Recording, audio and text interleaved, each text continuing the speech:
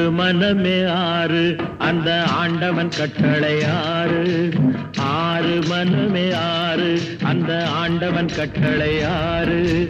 தேர்ந்து மனிதன் வாழும் வகைக்கு தெய்வத்தின் கட்டளை ஆறு. தெய்வத்தின் கட்டளை ஆறு.